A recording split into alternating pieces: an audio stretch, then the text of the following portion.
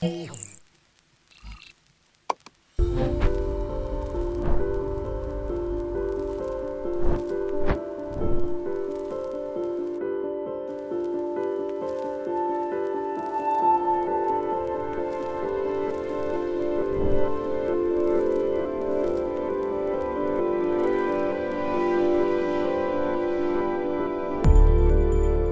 evening, dear guests of the Ideas Festival, and we are glad to welcome you here. My name is Denis Poltovets, and I am Program Director of the Aspen Institute Kyiv. And you are welcome at the Ideas Festival 2020. And today we will talk about the climate crisis versus Corona crisis. And with this, our dear speakers will help us. So please welcome Diego Osorіо. And so I kindly ask you to switch on your camera. Yeah. Hi, hello, greetings. Yeah. Nice meeting you all.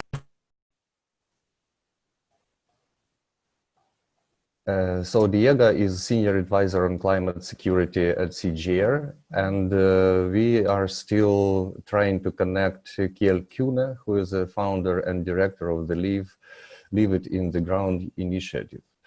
And our moderator today will be Svitlana Nemesh, who is lawyer, entrepreneur, eco-enthusiast, waste management expert, and advisor to Kyiv City Mayor. So now floor is yours, Svitlana, and have a nice conversation. I will join you at the end. Thank you. Thank you. Thanks a lot, Denis, for your introduction. Thanks everyone for joining us today, even tonight. It's quite a late time already, and we know that you already had a lot of fruitful and interesting discussions today in the course of Ideas Festival. Now, as Denis already mentioned, we will be discussing the topic of climate change versus Corona crisis. Both topics are quite hot in literal and in figurative senses. So I hope we're going to have an interesting discussion, and it's my pleasure to work today with Diego, and I hope Kjell will join us very soon. At least we've seen him. So I suppose he just got minor technical problems. And just for starters, few numbers I would probably name now regarding climate change issues. And that's interesting that according to the research which was taken in 2018 by Pew Research Institute in 26 European countries, the climate change issue was named the most important and most challenging issue by the respondents. The rating was even higher than issue of terrorism, issue of cyber attacks. So people are really worried globally about this issue. And here in Ukraine, we also have some interesting numbers and some interesting research done, which shows that more than 60% of Ukrainians now are aware of the problem of climate change, are worried about it.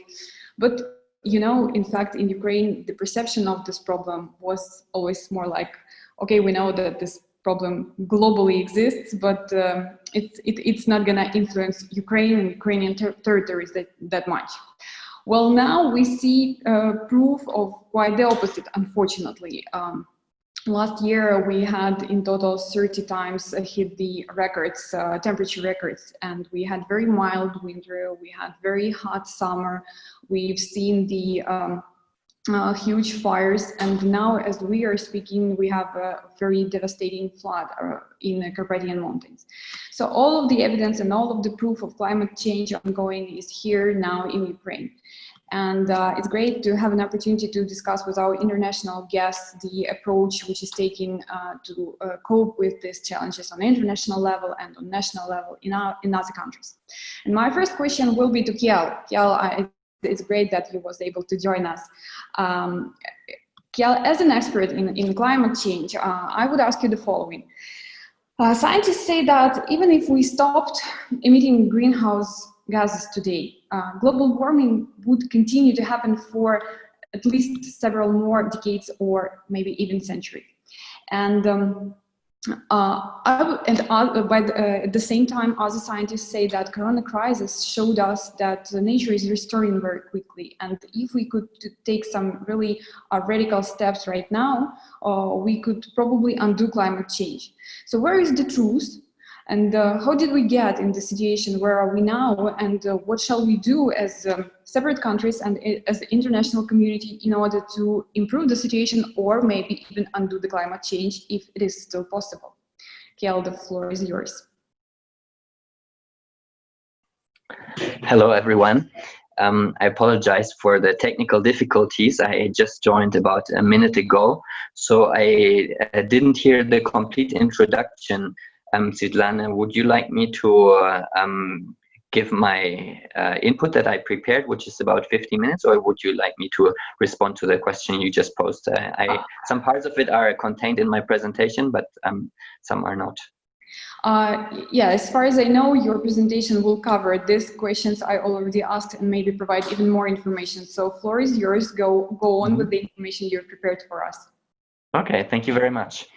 So let me start by saying that I'm from Germany and I grew up in East Germany. And when I was a child, my dad, he was a journalist and he was not quite happy with the situation. He couldn't write the truth about what he was seeing. And there was one point in 1988, I believe, when he decided to leave the Socialist Party. And back then he didn't take that very lightly, because he was thinking, I will be living in this country for the rest of my life. My children will not be able to go to university if I decide to leave the Socialist Party. So it's a very serious thing. And I remember that as a child, he shared this with us. And why am I telling this story? Because I would like to compare this to the situation we're living in today, where our life is based on fossil fuels. And that is all we know. And we think it will continue for maybe the rest of our lives. But then just a few months later, things changed very dramatically. And I believe that a similar thing can happen in the energy sector. And that is what I would like to share with you today. But before I do that, I would like to walk you through the big panorama of the climate crisis. And I have an infographic prepared that I would like to share through my screen, but I believe that my computer needs to be made a presenter. I just raised my hand, so if our colleagues, yeah, okay, I see they have reacted, and I'm entering again, and I will be able to share my screen now. Okay. And I will show you this infographic of the climate crisis. Okay, so can you still hear me? Yes, okay. So in this infographic, there are 4 important things. One is on the left-hand side, you can see there are fossil fuels, and as we burn them, you can see in yellow CO2 levels in the atmosphere that rise, and in red, you can see the temperature rise. So that is the basic mechanism of climate change. When we burn those fossil fuels, coal, oil, and gas, we increase the temperatures. That's the first point. That's important to know, and there's not really any dispute about that anymore. The second are the impacts.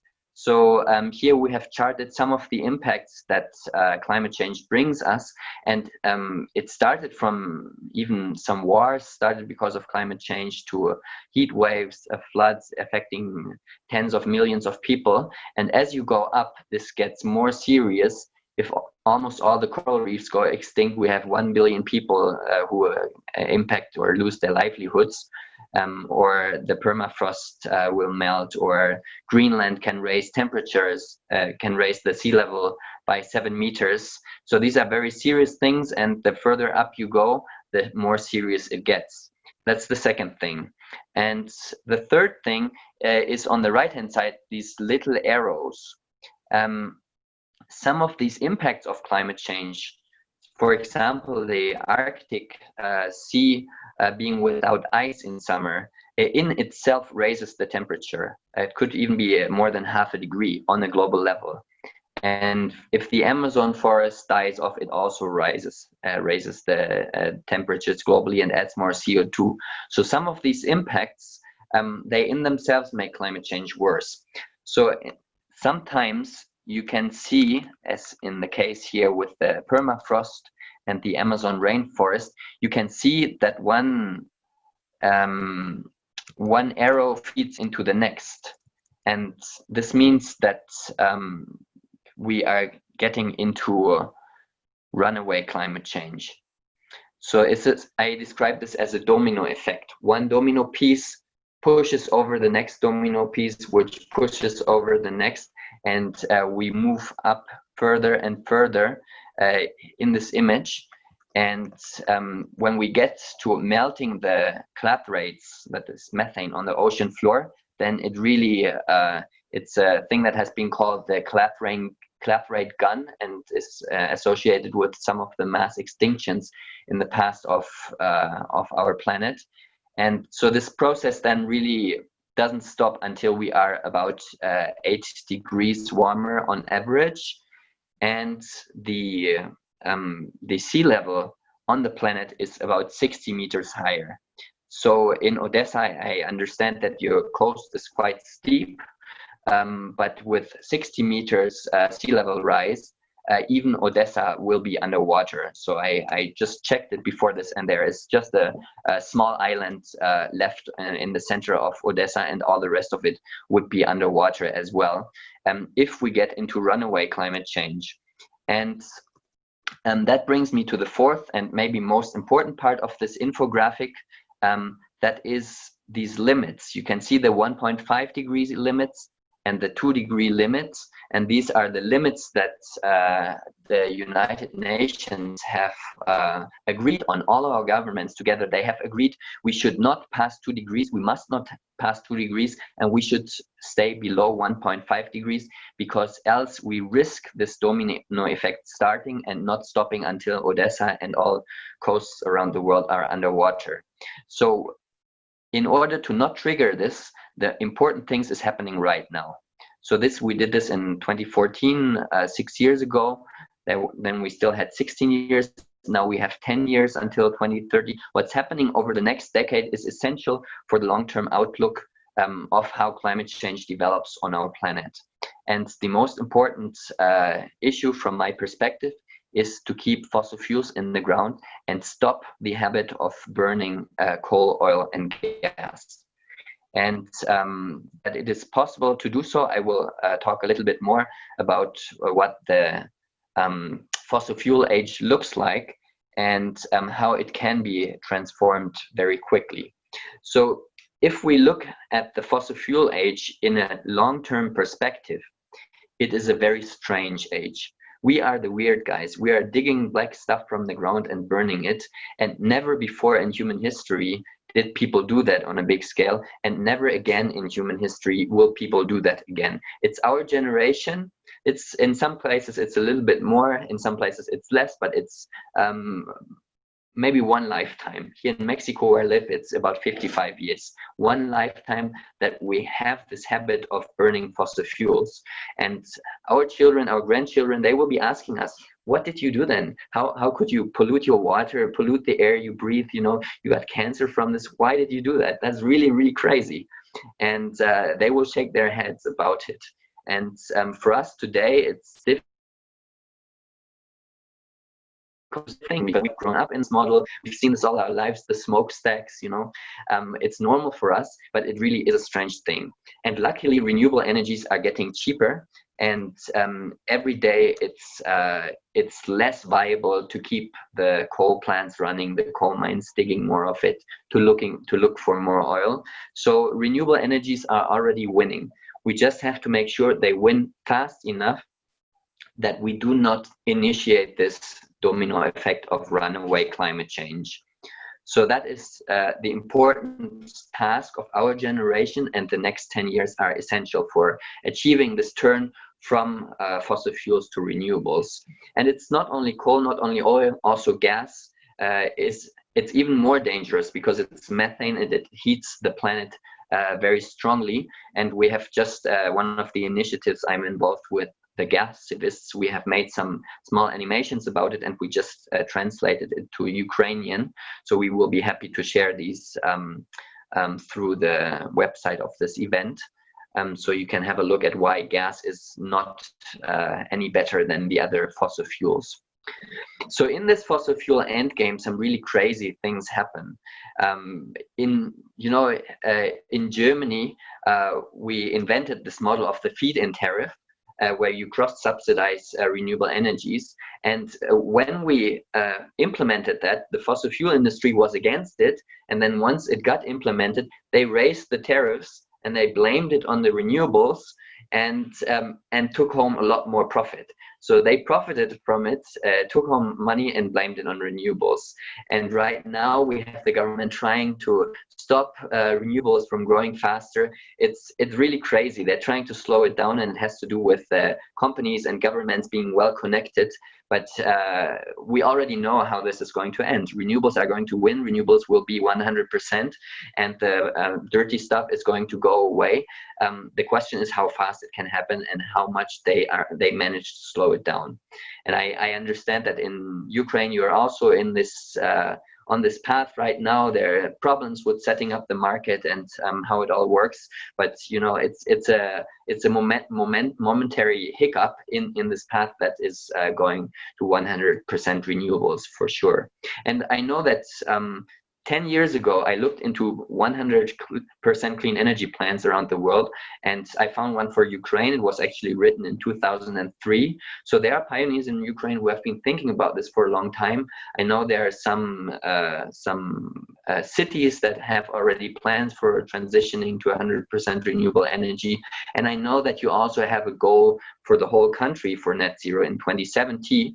Of course, this is much too late, but the important step is to first get the zero into the minds, to say, this is not how things will work out forever. We're going to stop this habit of burning dirty stuff at some point. Once that's clear, we can speed up the pace at which we get there. And I think that is the path to follow, and I'm happy to see that Zhytomyr and Trostianets and Lviv and other cities are already trying to figure out how that's going to work. Let me talk a little bit about COVID, because there's some news out there about COVID, shut down fossil fuels, it stopped the model and so on, it made nature green again, things like that. It's true that emissions have slightly dropped. But the coal plants are still there. The dirty cars that burn oil, gasoline for getting around, they're still there. So there's still a lot to do, and we need to transform these infrastructures. That is the real challenge, and we need to do it really fast, because the Paris Agreement set out this target of staying below 1.5 degrees. And you saw at the infographic why this is essential for humanity to achieve that target. And physics doesn't negotiate. The politicians, they say, oh, their political situation doesn't allow, but physics is not up for negotiation. So really in Europe, we have to get out of fossil fuels in the next 10 years. So 2030 for me is the deadline for fossil fuels in Europe. And then the rest of the world can be a little slower, maybe in the decade 2040 to 2050, the last bits of fossil fuels need to be done with. But really the speed of this transition has to be much faster. So if you look at COVID, that is the drop that we've seen from last year to this year in burning of fossil fuels. That is the speed of the energy transition that we need to see, and that we need to continue over the next 10 years until we get to zero fossil fuel burning. That is the speed of the challenge.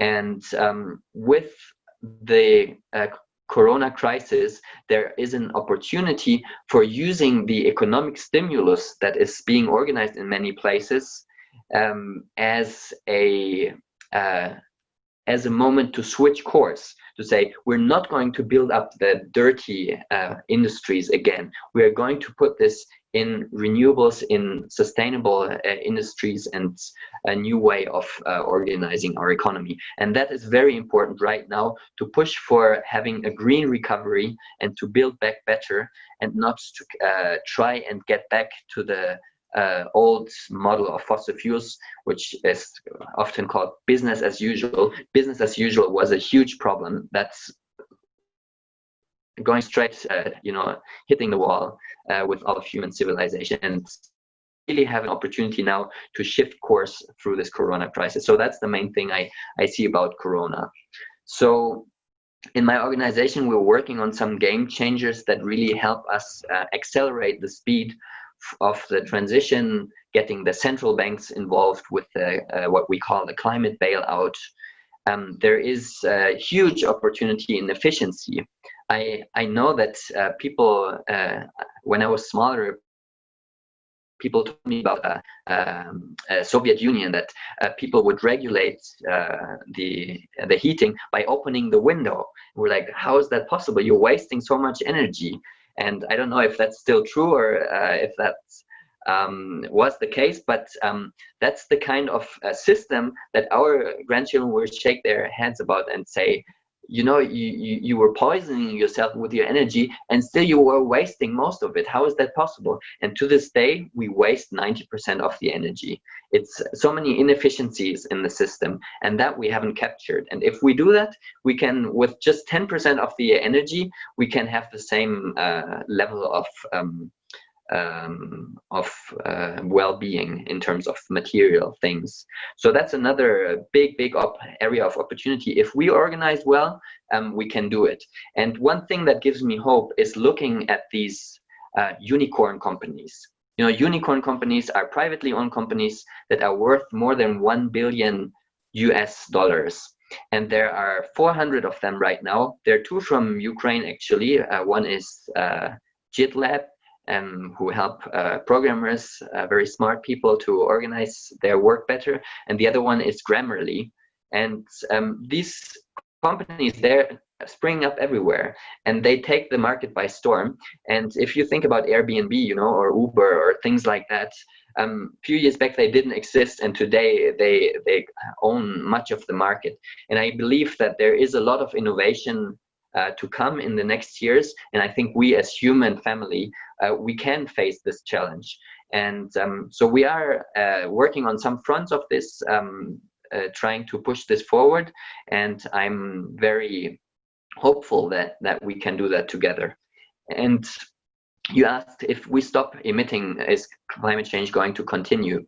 If you saw in the infographic, there was a 350 parts per million of CO2 in the atmosphere. That has been called the safe limit for humanity in the past. And there is an organization that's also present in Ukraine, 350.org, that works based on that number and said that's the most important number for humankind. And right now, we're already past that. We're at 415 parts per million of CO2 in the atmosphere.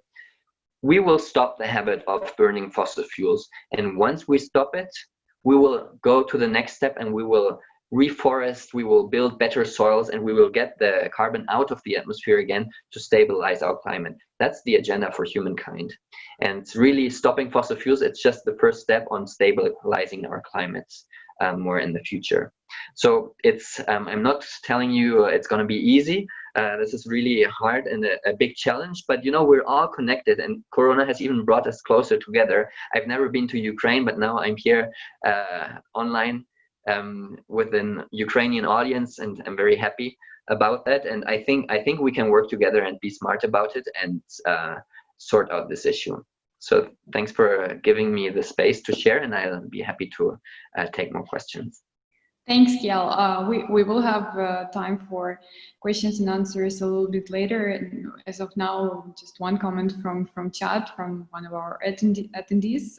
Marina wrote that 10 years for Europe seems like a frightening perspective. Indeed, what you have shown on this infographics, it's a frightening perspective. And at the same time, you're absolutely right that physics does not negotiate. So scenario of stopping burning fossil fuel is a scenario which we all need very much, but still politicians are negotiating, and it is obvious that we're going to confront with some new challenges, and we're going to see some very destructive things in future, damaging things for our lives and for economy. We have to be at least prepared for that, and inevitably it will cause also some challenges for security. And Diego, for you question, my next question is a specialist in climate security. From your perspective, what kind of challenges shall we meet in the upcoming future if we do not stop burning fossil fuels, and how can we be better prepared if we can at least anyway prepare for that? Floor is yours. Yeah, well, thank you very much, Svitlana. First of all, I'm Canadian, and so I'm very glad that I'm invited to Ukraine. We have a very intensive relationship between the two countries, and happy to be part of this discussion. Then also let me take the question and start by parts, because you asked me what happens if we don't start with fossil fuels, and I will tell you it's not just fossil fuels. Fossil fuels is an essential element, and what Kjell mentioned is key for the entire game. But what we have here is a complete inefficiency in how we have defined society. Because when he mentions fossil fuels, I'm telling you, it's basically waste in every element of the system. I work in climate and security on food systems. But before that, I was working for the United Nations in conflict issues. Same thing for NATO, and same thing for the Department of Foreign Affairs. And there are a few things that we find in all these issues. Is that first, unless you understand the nature of the conflict, you can never find a way to solve it. And unless we understand the essence of this problem, we're never going to be able to have a proper strategy for it. And why do I say this? Because, for instance, in food, is 20% of the entire production of the food system goes to waste, and that is energy waste, resource waste, and it's basically is an inefficiency in the system, and that is something that we are not tackling. The second thing is that when we consider climate change, everybody has the reaction of say, okay, what is the thing that is related to climate change? Does it look like Godzilla? Does it look like a monster? Who do we tackle? It's a very cognitively difficult thing to grasp, because it's something that is present, is very gradual, and is basically involving every dimension of the activity of humanity. So when people say, well, how can we just change our behavior and deal with climate change, it's basically something that is a little bit more internal to what we're doing. Now, you tell me, what are the consequences? Well, let me tell you one thing. I am an optimist, but I'm also a realist. And there are two words in what we do that really mark everything: is mitigation and adaptation. What is mitigation? Basically, we assume that something bad is going to happen, and we try to minimize the bad effects. And adaptation, we assume that something bad is going to happen, and we try to create models that basically build on that. There's going to be less food, there's going to be less processes, there's going to be more scarcity, or food is not going to have the conditions to grow in the proper way. Therefore, how can we adapt to it? And those are the things that define a lot of the work we're doing. That means that although we are aiming at trying to solve these problems, we also need to prepare if things remain as they are, and if things potentially get worse. And we have different scenarios. One can be the other. Now, when we talk about climate change, one of the things I see is that people expect either too hot, too cold, to this, to that, and say, oh, well, fine. I mean, if it's going to get colder in this part, we're going to grow apples. We only could grow bananas before. It's not that. Climate change is about climate variability. Too hot, too cold, we don't know when, we don't know how. And with that, everybody who knows a little bit about agriculture or any other activity that is within the realm of the activities that humanity rely on, you will agree that you need a certain degree of predictability. You need to plant at a certain time, you need to put water here, and you need to handle these issues at a different time. If the entire system goes upside down, if you don't have the ability to handle that kind of regularity and you lose it, then you have a problem, and then you have food scarcity, food inequality, food fights, and you will end up having conflict. And that is one of the concerns that we have at the moment. Because one of the issues with this is that most of the science does not at this point have the way to say climate change plus minus equal food issues, equal conflict, equal problems in society, just because it's a complex.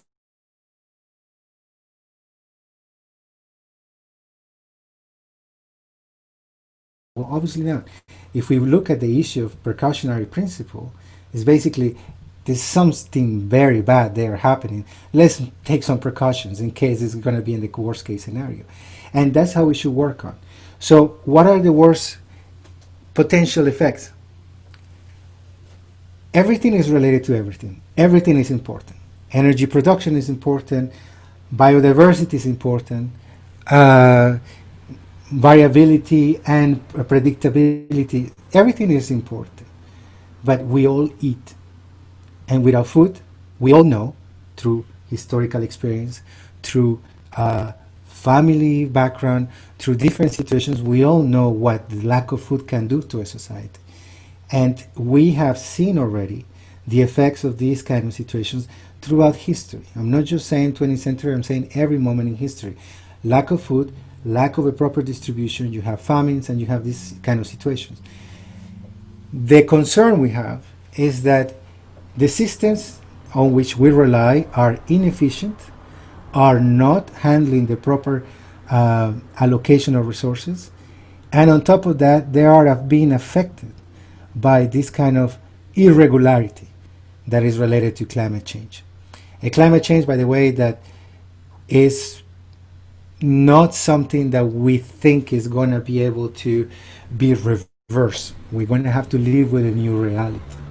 And so, famines, yes. Problems in terms of governance, yes. Problems in terms of new conflicts that are created because of the management of resources, because of the dispute on final resources, because of the changes in terms of patterns of cultivation.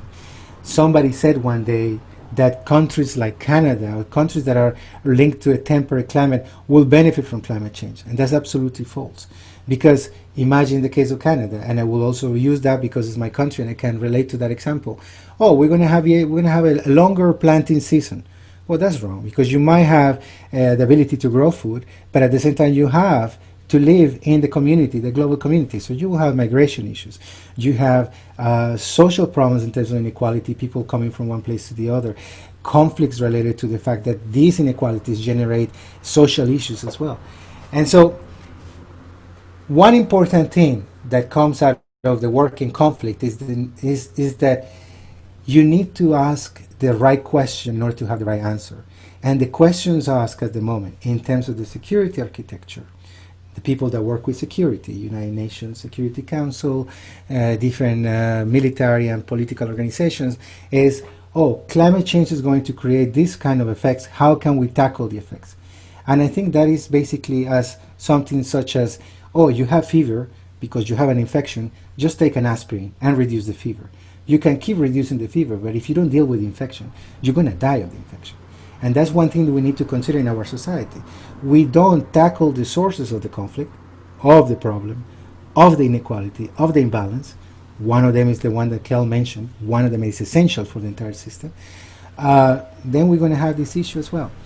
If we don't tackle those causalities, we're going to have problems that no matter what amount of resources we devote to the containment, to the aspirin on the system, we won't be able to deal with it. And when we refer to the temperate climates, one of the problems is that you see how if you happen to be in a situation in which the randomness of climate change will create a situation by which you might have some sort of a short-term benefit, that will also expose you in terms of a security issue, because then you will have something that others will be wanting to have as well. I'm working in a program that is now designed because we realize that the people that work on food science need to be able to take their science and accelerate it. Remember the 2030 deadline, so that the people that work on security understand the issues, the science issues about climate change, and are able to design solutions and ask the right questions, taking into account that science. if you think of the IPCC, which is a key element of the entire thinking about climate change, what comes out of there is not necessarily filtering into the Security Council, into those areas where people decide about security issues. And that in itself is a substantial and basically an institutional problem. We need to be able to get everybody to talk to each other and to have a cross-disciplinary and a systemic perspective about what we have as a problem. So I would say that I'm relatively optimistic about this kind of events. I'm optimistic because I think that we will be able to have a temporary solution taking into account the damage that we have created on the environment. And our kids and the kids of our kids might have a chance of having a decent life, but they will not have the same environment that my grandparents, my parents, and I enjoy. It's going to be different. It's going to be different one way or the other. And within that kind of context, that's very, it's not the ideal thing, it's not what we want to listen to, or what we want to hear. There is a space to create new solutions. And I would just end by saying the following. If we decide to engage on this, it's not, the question is not what I can do. The question is not what can my country do. The question is how do we live? And within that, how we can live in a more efficient and better way. Otherwise, if you do reverse engineering, you're always going to be in a position in which you either think that you can do a lot or you think you cannot do anything at all. And the issue is how we define this entire system, how we redefine the sense of mutual cooperation and mutual dependency. And within that, one thing that is important for me to raise here, and I will finish here, is that one of the experiences that you have out of working in conflict countries is that people always said, oh, this happened, but before that, we didn't think it could happen here. And that is one of the most natural things in the cognitive system of the human being. Say, well, it might not happen here, it might not happen in this area, it might not happen now. It can happen anywhere, and it can happen in any circumstances. COVID-19 proves that.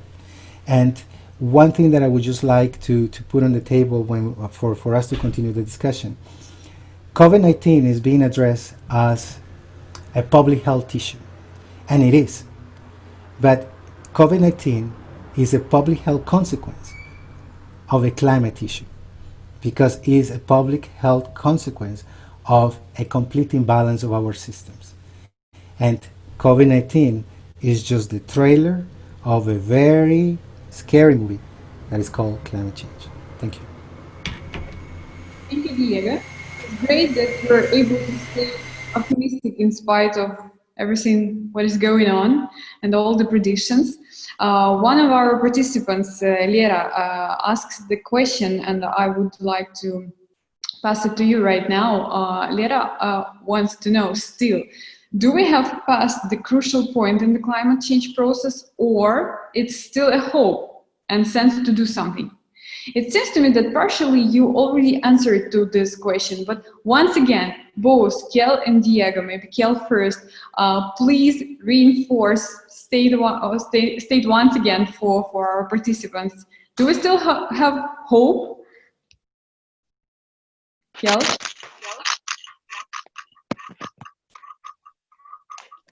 Yeah, I think it's a very good question that I have also asked myself, and it relates very much to what I have presented in terms of a tipping point of the global climate system into runaway climate change.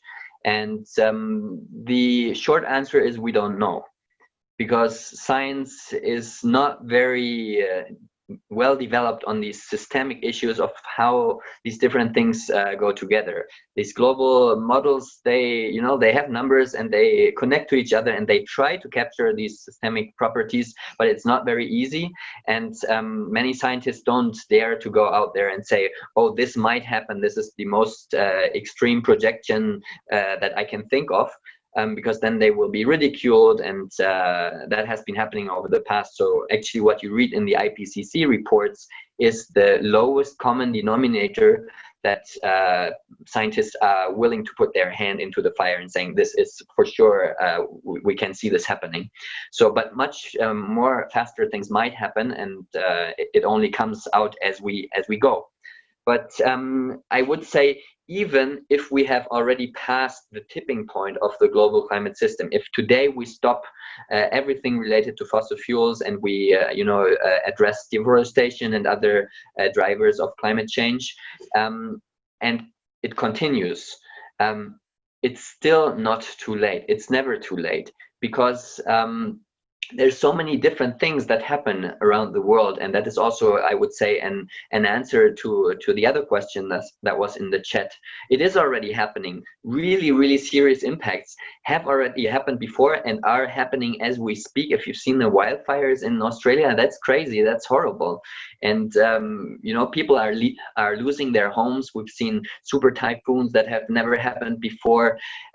If right now poor rural people in Mexico or in African countries or in India are burying their children because they're in a difficult situation, they don't have access to food or to healthcare, and it hasn't rained, their harvest was bad.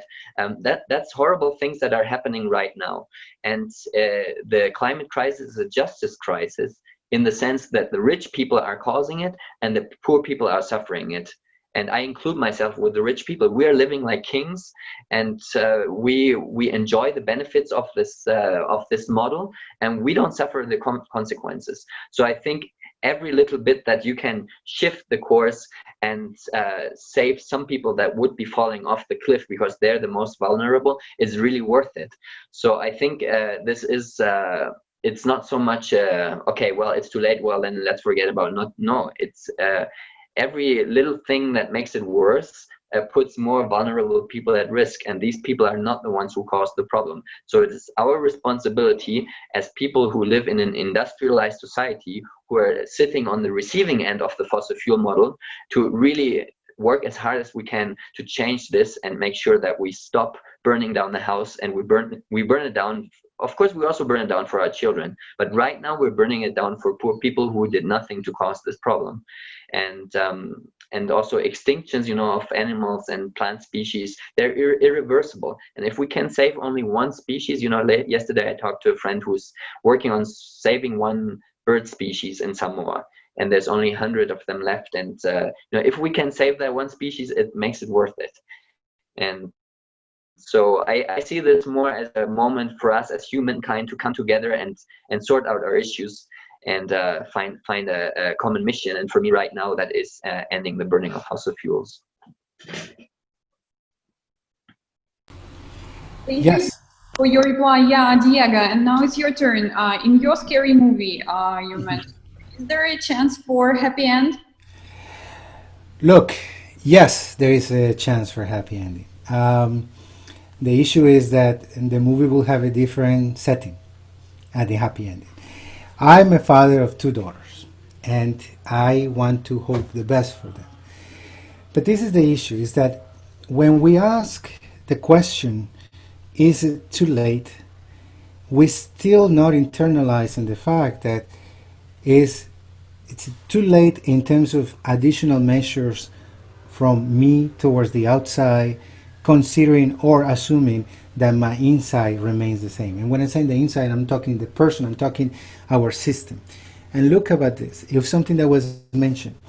Yes, the emissions are going down because of the COVID-19, but because everybody's preparing for some sort of a stimulus package to relaunch the economy, the expectation is that there's going to be a major jump in terms of all sorts of emissions and all these kind of things once this money is there, because the only tool that people are still considering is, let's do more of what we were doing before so that we can bring the economy back to the point where we were there before, so that we erase the bad consequences of COVID-19.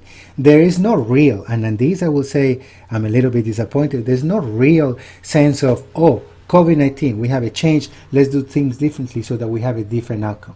So it's more of the same to try to have a situation in which we get back to the original point. And that in itself is a problem.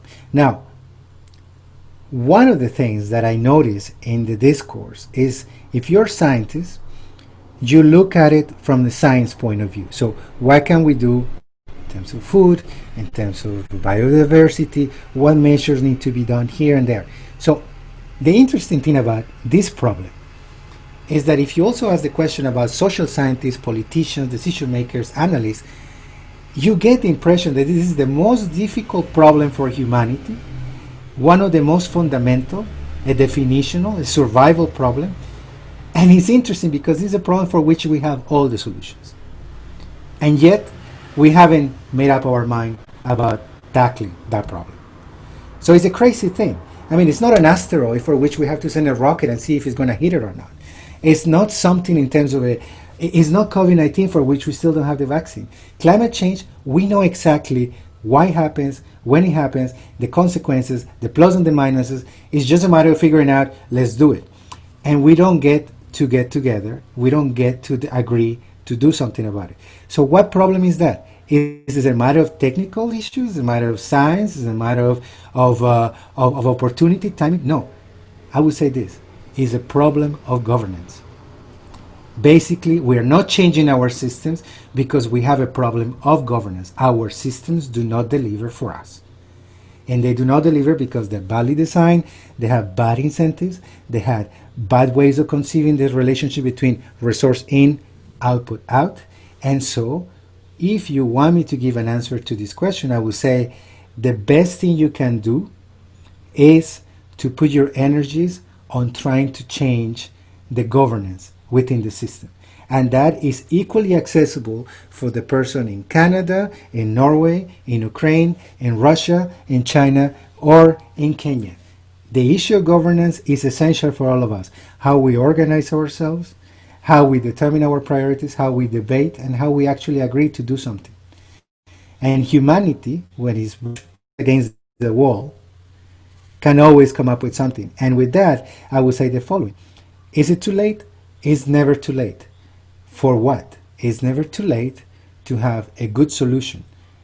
It might be too late to have the same kind of environment that was there for our grandparents, but within the new environment, a hotter Ukraine, and more water here and more water there, we still we're going to be able to find solutions and we're going to be able to adapt.